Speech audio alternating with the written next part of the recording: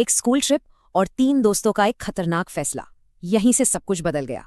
उनकी ये कहानी दरअसल एक चेतावनी है, एक ऐसी भुताहा जगह के बारे में जहां किसी को नहीं जाना चाहिए। कहानी की शुरुआत होती है एक खराब स्कूल बस से। सबको एक सुनसान से होटल में रुकना पड़ता है। वहीं होटल की खिड़की से 3 दोस्तों आयुष, अमन और रोहन को दूर एक रहस्यमयी झील दिखाई दी। बस वहीं से उनके दिमाग में एक खतरनाक प्लान आया, रात में चुपके से निकलकर झील तक जाने का। पर एक दिक्कत थी, झील दिखने में जितनी पास थी असल में उतनी थी नहीं, और जल्द ही वे खो गए। जंगल घना और ठंडा था, और सबसे बुरी बात, फोन में कोई सिग्नल नहीं था। वो पूरी तरह फंस चुके थे। जैसे ही उन्होंने वापस मुड़ने का सोचा, उन्हें एहसास हुआ कि उनका दोस्त रोहन तो गायब है। कुछ कदमों के निशान दिखे और फिर एक अजीब आवाज आई, जैसे कोई कब्र खोद रहा हो। उन्हें रोहन तो मिल गया, पर कुछ बहुत भयानक था। उसकी आंखें पूरी तरह से काली हो चुकी थी। उसने जोर से चीखकर अमन को धक्का दिया और फिर वहीं बेहोश होकर गिर गया।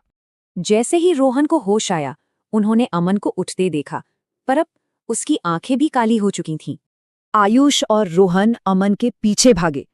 तभी टॉर्च की रोशनी में उन्हें एक पुराना खंडर घर दिखा। डर तो बहुत लग रहा था, पर वो अमन को पुकारते हुए उस खंडहर में घुस गए।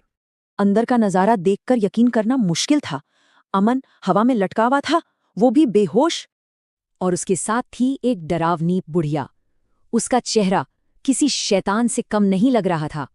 वो दोनों अपनी जान बचाने के लिए भागे, पर पीछे मुड़कर जो देखा उससे उनकी रूह कांप गई। वे घर से निकलकर जंगल में अंधाधुंध भागे। उन्हें पता था कोई डरावनी चीज उनके पीछे है, और भागते भागते वो वहीं पहुंच गए जहां वो जाना चाहते थे, उसी झील के किनारे। दोनों दोस्त झील में गिर गए।